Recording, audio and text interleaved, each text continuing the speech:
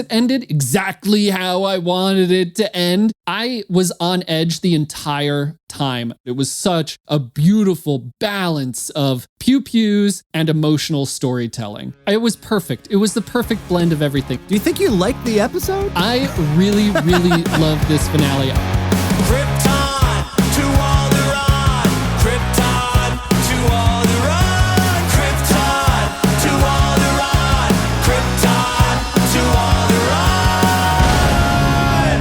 Welcome, one and all, to Krypton to Alderaan. I'm Joey, your Star Wars lover, and with me is Royish Goodlooks, your Star Wars song guy. Hello, Joey. Hello, podcast. Hello, Royish Goodlooks, and we're the podcast that analyzes nerdy pop culture, but it's mostly Star Wars. And on this very special May the 4th episode, we will be sadly discussing Star Wars The Bad Batch Season 3, Episode 15, the series finale, The Cavalry Has Arrived. And we're going to be sad about it. But first, we are on the road to 1,000 subscribers, and we are so close. We have had some really incredible momentum, and we've gained a lot of subscribers lately. So we'd like to keep the hype train rolling for Krypton to Alderaan. So help us out. Subscribe if you haven't already, like, share, and get in the comments. It's been an incredible journey, and we'd love to hear your thoughts on the finale. It's also May the 4th. This is dropping on May the 4th, so let's celebrate as a community, and hey, let us know what your favorite Bad Batch moments were. What do you think about that? I'm just sad we didn't really talk about Bad Batch Season 1 on the show. We did Season 2 last year, but like, even the whole series, throw whatever Bad Batch moments that, you know, maybe we'll have some callbacks today, but put your favorite Bad Batch moments, Season 1 through 3, down in the comments. We'd love to hear from you. We'll drop some of our own. We'll get the conversation going. Yep, absolutely. And May the 4th be with you. Royce, I'm super excited to talk about the finale. Just this once, everybody lives. Punch it. After maybe some anxiety about what this was going to be, we got a nice, long, 50-minute episode, Royce, that was full of heartfelt moments, but just right off the bat, just to rip the Band-Aid off, we have to maybe eat our words a little bit. Here's a fresh plate of our words to eat.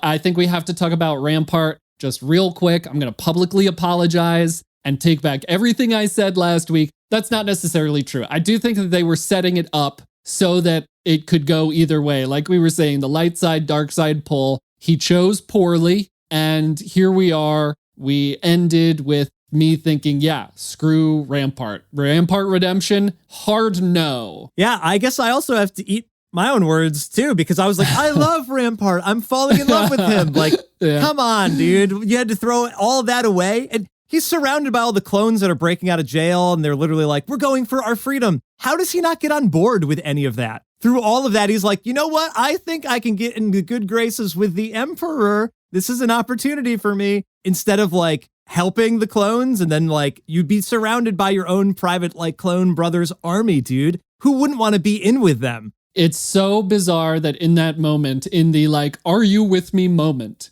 the journey that we've seen Rampart take over the past couple of episodes, he's not in it. I think it's all because Hemlock a little while ago said, what I do and what I know is indispensable to the Empire and to the Emperor. So at that moment, as soon as Hemlock said those words, I was like, oh, Rampart's going to try to get his hands on that so that he can regain favor. Like the whole idea of redemption went out the window, but it was still very sad to see. I do think that they teased it on purpose. I don't think it was us reading too much into it all, but maybe we're more hopeful than I give us credit for. But it was sad, and it's sad that we spent so much time last episode talking about it. I think it really paid off, though. I think I mean, we're saying we got to eat our words, but the truth is like, yeah, they set this up. We theorized about it. We speculated. We had some maybe expectations, and they did the classic subverting of Star Wars expectations here. Thanks, Ryan. Yeah. That's my line. I love how they did it, though, because you've got Rampart, and he selfishly wants to get back in the Empire's good graces. He says to Nala Se, I don't care about your science at all. Like, he doesn't even care about the mission. He just simply cares about winning good favor with the people that he's loyal to, who also turned on him It's so misguided, his decision-making. And I love the flip side of the coin with Nala Se. They did a great moment right before that scene where Rampart picks up a blaster, Nala Se picks up a thermal detonator, and it's like, I think I kind of see where this is going here. I love how that transpired with Nala Se then. She didn't even sacrifice herself immediately, but she kind of, obviously they hinted that's where she was going. Rampart thinks he's got it all figured out, and he ends up blowing himself up because of his loyalty to the Empire. Nala Se unfortunately has to sacrifice herself, but she accomplishes her goal. She avenges the Kaminoans, and she saves Omega and all the other clones, presumably there, that they've lost all that data, screws over the Emperor, screws over Hemlock. It's great. So even though Rampart flipped and we're like, maybe it would have been nice if he came to the light side, the writing there was like so perfect. And we were like, they don't have to explore Rampart at all. Yeah. And they found a way to fit that in succinctly and satisfyingly. Satisfied.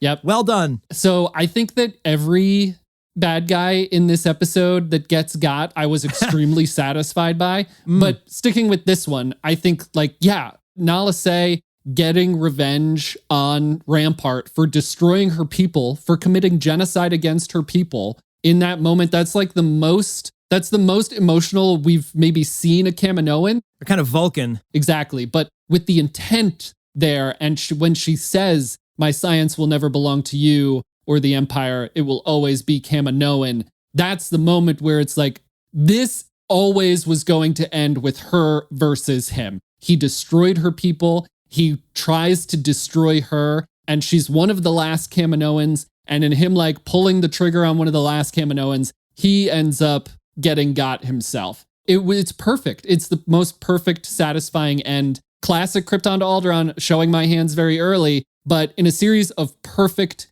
satisfying endings throughout this episode for me personally. Yeah, and thank you for reminding me that Rampart was the reason Kamino got blown up. If that scene was Nala Se sacrificing herself against a clone assassin, maybe there'd still be some poetry there that it's satisfying, but even more so that Rampart gets what he deserved. And he had an opportunity to do the right thing, and he didn't. And that is what a lot of this show is about. You have an opportunity to provide a positive impact on the world. And Omega does that at every single turn, and she tries to convince as many people as she can to follow her along that path. And Rampart, I guess maybe because Omega, we said this last week, I think too, she wasn't there with Rampart. Rampart was getting the Omega through the Bad Batch, and that wasn't enough. You got to go straight to the Generation 1 DNA if you want to get the message across. If he had just been able to see Crosshair, if he had just been able to see evidence of Crosshair, like Crosshair having changed,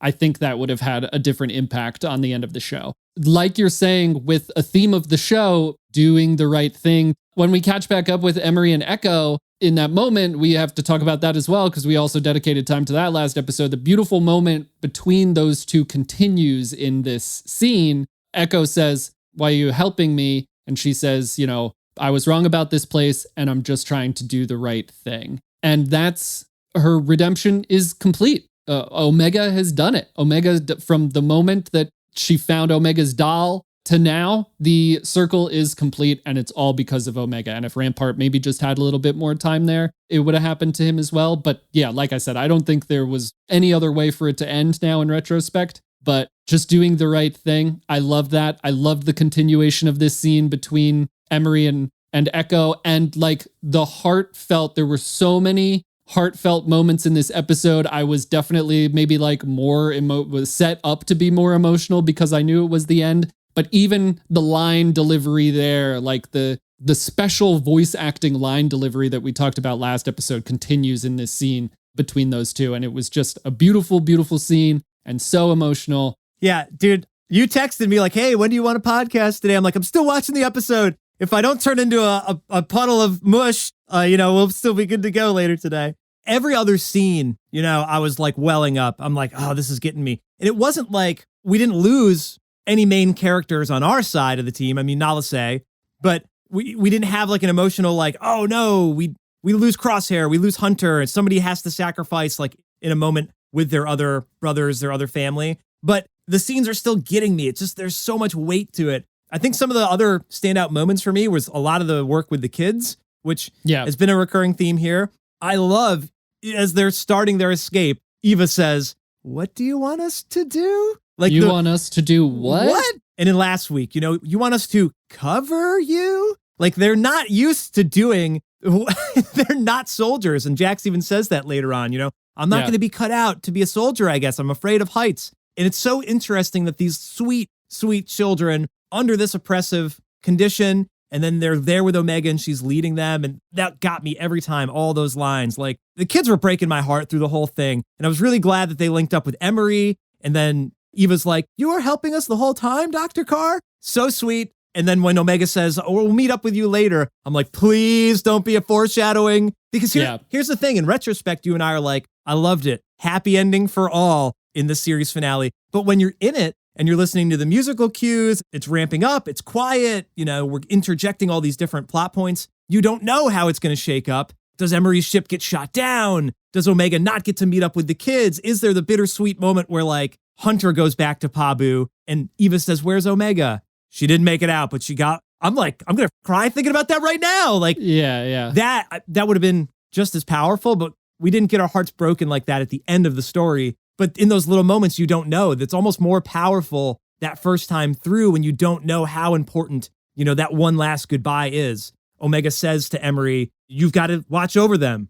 Those are like, that's it. It's up to you now, Emerie. It's also her being a leader, even with Emerie now, like passing the kids on to the adult, quote unquote adult in the room and being like, "It's up to you now. I need your help now." It's exactly what she's been saying to characters all along. Like you said, we didn't lose a main member of the batch, but we didn't know. I was worried the whole time. Wrecker, Dave Filoni and the creators and writers of this show really toyed with us with Wrecker throughout the entire series of, like, chipping his head, banging his head all over. Is he going to make it? Is he going to die? Constant fear of losing Wrecker. Specifically here was very high. Crosshair as well. And then for a little bit, even Hunter. And they all got captured. Yeah, they get captured. They lose limbs. I was on edge the entire time. Nothing was safe. There was no like, oh, this person has plot armor, they're going to make it out. I was ready at every moment for them to not make it out.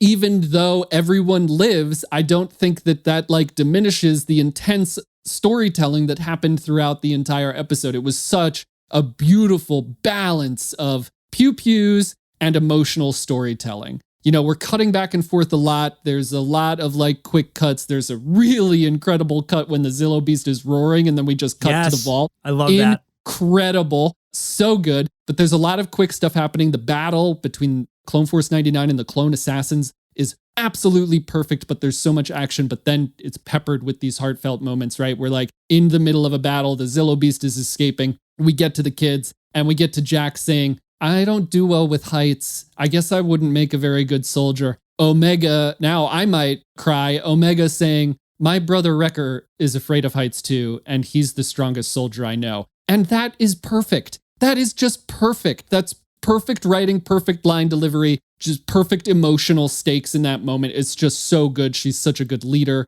This is like why this show is so important to me. These moments are why this show is so important to me and why I love this show so much. This is such a good way to end this show.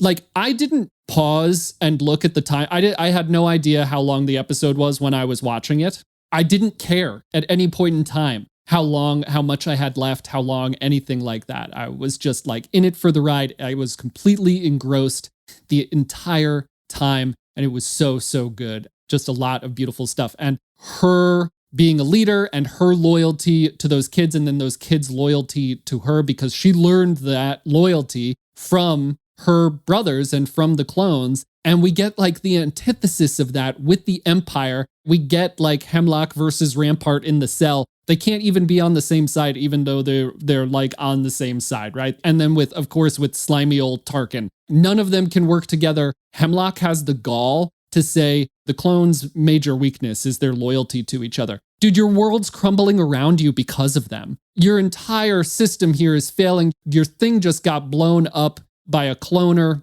Your system is failing because of the clones and clone history and the clones' loyalty to each other. You have nothing. It's so unbelievable storytelling, really great like mirror poetry storytelling between like clone loyalty versus Empire loyalty, and that the clones are second guessing themselves, and Crosshair's like, you go to the communications array and get Rex, and they're like, no, we've been through tougher situations and we're a family, so we're doing this together. And then the Empire being like just so full of itself and not wanting any help from anyone else, and Hemlock just being like, I don't need anybody, and clones are inferior, and just such amazing like juxtaposition in the storytelling there. Yeah, those two sides of the coin are perfect. The like, your weakness is that you all believe in each other and you all support each other and pump each other up. And in the Empire here, that's not how we do things. And it's like, fast forward to the end of the episode and your whole base is blown up. So who's right? I love that Star Wars archetype, though, of the villain who's so sure of himself.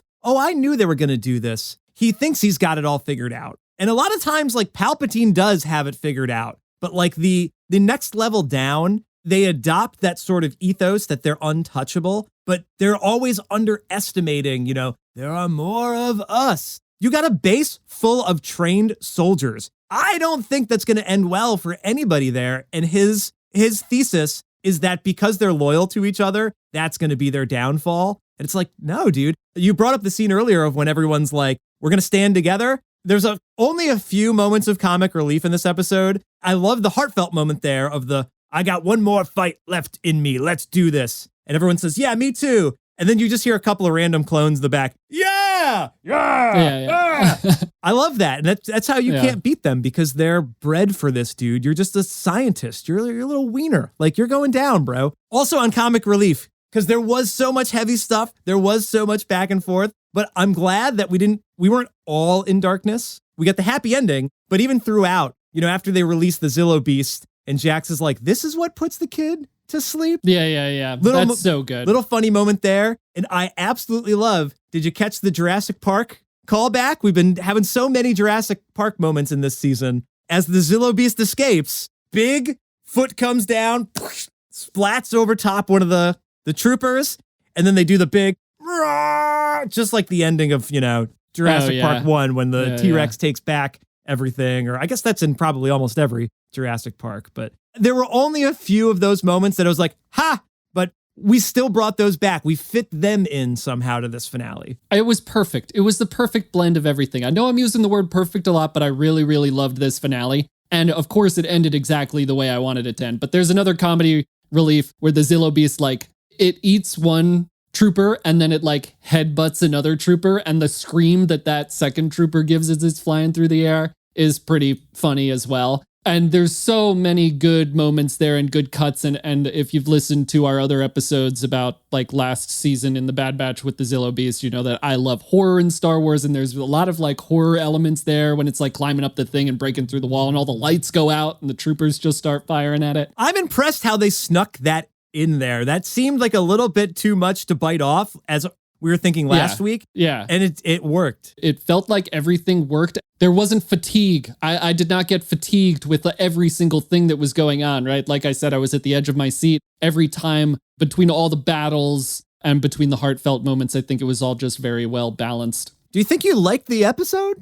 I really, really loved this finale. I mean, I watched it twice and it got me emotional at the same points every time. And I don't think it's necessarily exactly because it ended exactly how I wanted it to end. We got to talk about that because I've been screaming about it for 15 episodes, or probably more. How we get there happily ever after.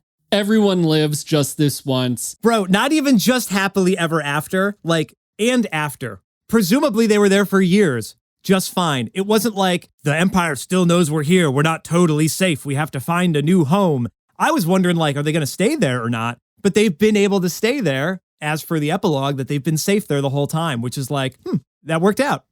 Yeah, maybe because Hemlock, Scorch, and the CX trooper were the ones who knew where the base was, and also Nalase blew up the data bank, so maybe the coordinates to Tantus were in the data bank. So either way, Pabu is a safe place again, which is great.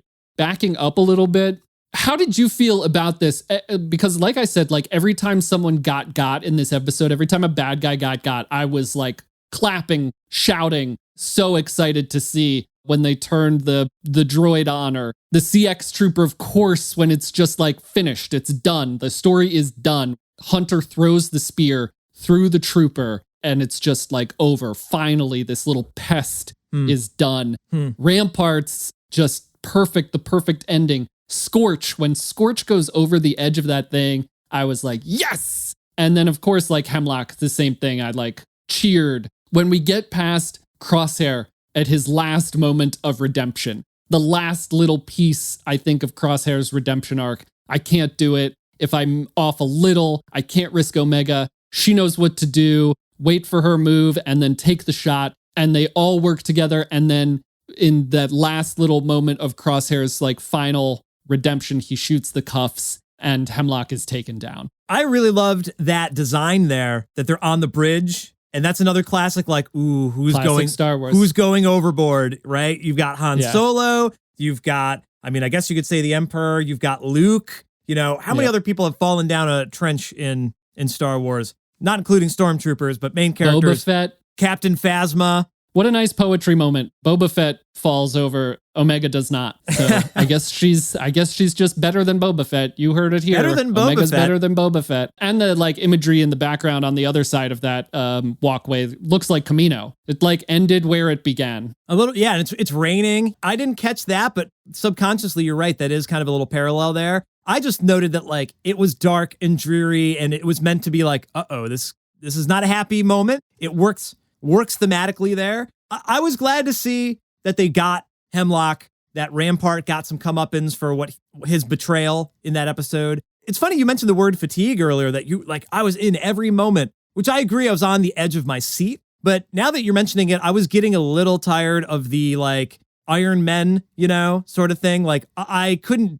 differentiate all of the different assassin troopers. That was an interesting boss battle to like be had, that there's a bunch of them and there was one that was sort of like ruling over them, like an Urukai kind of guy or something. Like he's just waiting in the shadows and he's the last one you got to get through. That went on a little bit long and they were like undefeatable. And I wasn't sure who was like alive and who was dead. They just like, you know, it was like the Terminator. They just kept coming back and back. But like you said, they defeated them and there was a lot of ambiguity of like, is somebody going to have to sacrifice here? I was waiting for a helmet to come off. Like, are we going to see that they're all clones of Crosshair? Are we going to see that there's a tech? I was kind of waiting for another twist for that, rather than it's just like, they're really difficult soldiers to get through, which I think, honestly, unfortunately for me, like, that made it a little less. I would have been happy if it was just like one guy that they had to fight, instead of like, it's the classic dispensable clone army, dispensable droid army. Like, I didn't really care individually about them. It's like the Praetorian Guards in Last Jedi.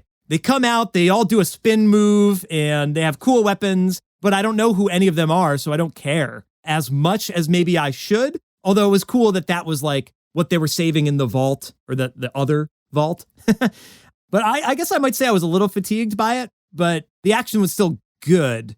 I got to watch it again. To be fair, I've only watched it once. There was so much to happen, though, you know, so we had to have like fights. We had to have escapes. We had to have the emotional moments. It might have been a little bit too much of the like fighting action. I didn't need all that. They got captured and then just break out. They still had to battle the guys again. We had 2 battles with them. Yeah, I don't know. It all felt very fluid to me. They got captured and then the trap was set. They were the bait to get Omega back. Like Hemlock did anticipate some of the stuff in clone loyalty, like Omega going back for her squad. I understand what you're saying, but I just really liked the Assassins versus the Bad Batch fight. When I saw them all together, when I saw all the clone assassins activated, it became clear that Hemlock was trying to make Clone Force 99. So it's kind of like a all of you versus all of me. It's another very Star Wars thing. Like the first battle, the good guys lose. The second battle, the good guys win. And when there's more on the line, when Omega's back with them, when they do have something to fight for, when they have their brothers, when the clone loyalty is at its peak, they win. And at that point, they were even like electroshocked in their brains. And they still beat this guy. It was so satisfying for me when Hunter throws that spear into that CX2. You're right. The stakes are on the line there. And they were already on the line, but even more so because they had been captured. Omega was captured. I think the issue for me is I don't care about hand-to-hand like combat. In general, like gratuitous pew-pews. I want action, and maybe this is me being hey, wait a minute, you said you wanted more action last week. Now you said too much action. But the hand-to-hand combat, it is fatiguing to me. It's like the Transformers movies where there's too much going on. And again, we had 2 of those scenes, so I didn't need all of that, but it makes sense. They had to get the comeuppance, and you appreciated that moment. I appreciated it less so. I'll watch it another time and ask me again. Watch it again and then get in the comments and let us know how you feel the second time. Each fight, I was worried for our characters, especially Wrecker. But then when the one tackles Crosshair, I was like, no! I was really worried about Crosshair. And then I was worried about Echo, which I did not think that I would be. Like, it never crossed my mind once that Echo might not make it out of this. But then he's in that weird maze training room taking on the assassins essentially by himself at one point because the gas is flooding in. Yeah, I was worried for him too. He's on the ground and he's only got his one droid hand, which is very useful, but maybe not as much in combat. Also, might have been interesting to have a moment with Echo and Crosshair convening about being a one-handed clone. Oh, yeah. Well, I'm sure that happened off screen. Right. That had to have happened at some point, but that would have been an interesting moment to be like, hey, you're like me now. You got to get one of these. That could have been a great little comedic relief moment for that. I don't want to go down this route, but I wanted to explore the loss of the hand a little bit more because he had the shaky hand. Now he doesn't have it. Before we started recording, you had said like, well, we don't need to explore that. That doesn't need to be said. That's a headcanon moment thing. And maybe tying back to your comments last week about the season finale could just end and fade into black and we can just be happy with it wherever they leave it. And maybe we can spend a few minutes riffing on this. But that was one of those things that it's like, And now thinking about with Echo, there's more to that we could have a really great moment between those clones, another last period on Crosshair's redemption and arc, but we don't get it spoon-fed to us. We have to now analyze it on a podcast after the fact. But that was such a huge element, the shaky hand. We saw him with the binoculars. He loses his hand, which is classic Star Wars and very, very uncomfortable and dramatic. And it's not at all mentioned at the rest of the episode, directly at least. Right. I really do like the storytelling there, the thematic elements there of the beginning of the season. Omega and Crosshair break out. He starts his redemption. She tries to help him get over the psychosomatic trauma, and they're meditating. And then eventually, like you're saying, the final piece of his trauma is physically removed. The little bow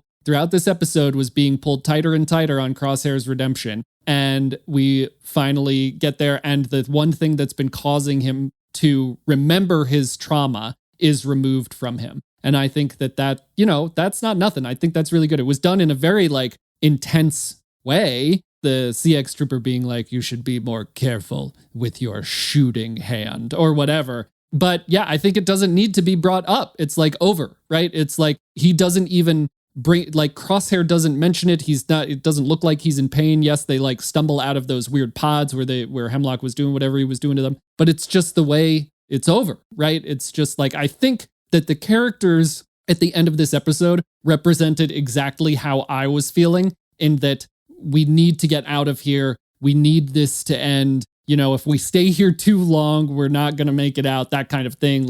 It doesn't necessarily matter if we address the hand or not, because this is just the way that this ends. I think what I like that you just said, not that it doesn't matter, it matters. That is the arc for Crosshair. He is a sniper, and then he can no longer be a sniper, or at least an accurate sniper, because he's got this issue, physical or mental, whatever it is. And then he loses his hand. He's still a great shot at the end of the episode. He's still be able to do it, even with his non-dominant hand, presumably. Right. But yeah, he still makes that shot. Right. And so there's not a huge consequence there. But presumably, I actually kind of would have loved if he didn't take the shot and he had to take him down hand-to-hand combat in that instance, because he's lost his shooting hand. That was the whole point of that scene, right? And so now he is forced to truly, go back to that moment with Omega on the beach and just meditate. He's worried about that not being accurate enough. You don't have to be accurate anymore. You can choose what you want to be, whatever it is, Crosshair. I know that's said to Omega, but that's obviously for every clone. Or I guess Hunter is talking about all the clones there. So it definitely matters, but I do like that you said it doesn't need to be brought up. But us on the podcast, anybody else on their podcast, your Twitter feed, whatever, it is kind of beautiful to be like, there's a really important element here that we didn't shove in your face, and do with it what you will. And that's kind of the most beautiful moments in Star Wars. Maybe we bring the conversation back to the same way we ended last week about how are we satisfied with the ending of this series, and how our expectations and lingering questions that we have about stuff that was brought up factors into it. I think I've made it clear I'm extremely satisfied with this ending. It ended exactly the way I wanted it to end. Everybody's happily ever after on Pabu. We do get the epilogue, which I also think is very special. I really don't want to see Omega go off to war. I just want her to stay safe on Pabu, but whatever. But I think this is exactly the moment to remember how important it is to just be in the story if you're liking the story, and not be focused on the expectations or the questions like, who are the CX troopers? Well, we didn't know, and it didn't.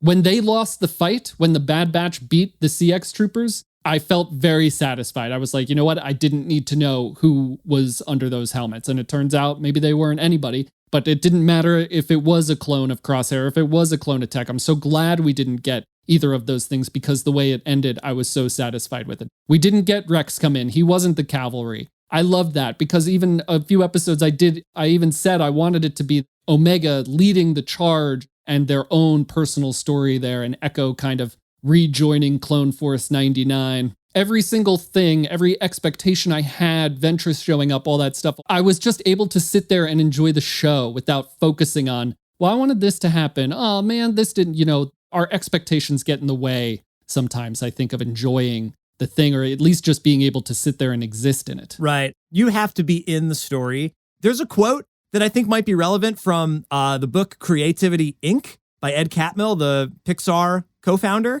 And he's talking about like writing Pixar films over the years and how they develop the stories. He says, "We've found over the years that if people are enjoying the world you've created, they'll forgive little inconsistencies if they notice them at all."